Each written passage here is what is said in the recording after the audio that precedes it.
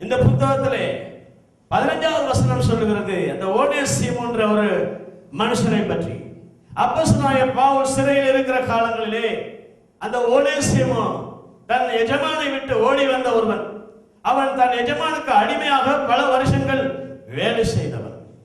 பவுல் சிறையில் இருக்கும் பொழுது சத்தியத்துக்குள்ளாக அவன் ரட்சிக்கப்பட்டு அப்போஸ்தலனாகிய பவுல் மறுபடியும் அந்த பிலேயாமுக்கு அனுப்புகிறான்.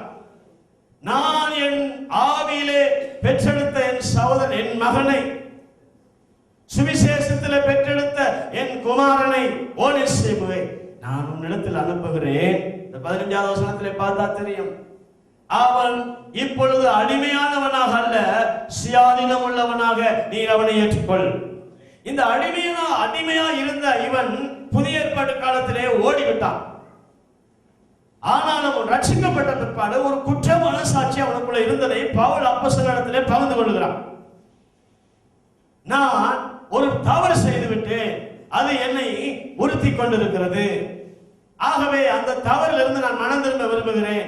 அது என்ன என்றால், என் எஜமான் நான் அவனுக்கு அடிமையா இருந்த பொழுது அவனை விட்டு நான் ஓடி வந்து விட்டேன் என்று சொன்ன பொழுது இந்த அப்போஸ்தலனாகிய பவுல் உடனே அவரிடத்துக்கே திருப்பி அனுப்புகிறதை நாம் பார்க்கக்கூடியதாக இருக்கிறது. இந்த வேத ஆதாரங்களுக்குள்ளாக நம்ம எதை பார்க்கிறோம் என்றால், ஆண்டவர் இயேசு கிறிஸ்துவுக்கு வேலை செய்வதற்கு, அவருடைய ராஜ்யத்தில் தன்னை அர்ப்பணிப்பதற்கு முன்பதாக அடிமையாக மாற வேண்டும் என்பதை பற்றி பார்க்கிறோம். மரியாள் ஒரு வார்த்தையை சொல்லி முடித்திருக்கலாம், அப்படி ஆக கடவது ஆமேன் என்று. ஆனால் முதல் வார்த்தை அவள் சொல்வதை நாம் பார்ப்போமானால், நான் ஆண்டவருக்கு அடிமை.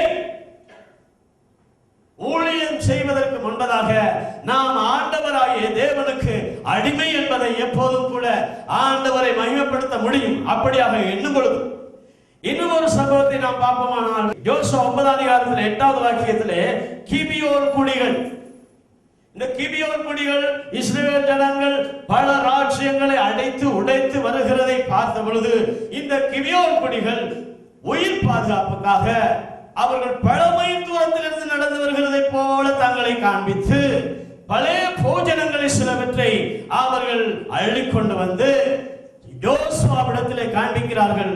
நாங்கள் உங்களுடைய தேவனுடைய பிரஸ்தாபத்தை பார்த்தோம், உங்களோடு நாங்கள் சேர்ந்து உங்களுக்கு அடிமையாக இருக்க விரும்புகிறோம். Praise God. ஆகவே அதற்கு பிற்பாடு நீங்கள் பார்ப்பீர்கள், இந்த யோசுவா இவர்கள் தூரத்திலிருந்து வந்தவர்கள் என்று நம்பி உடன்படிக்கை செய்கிறார்.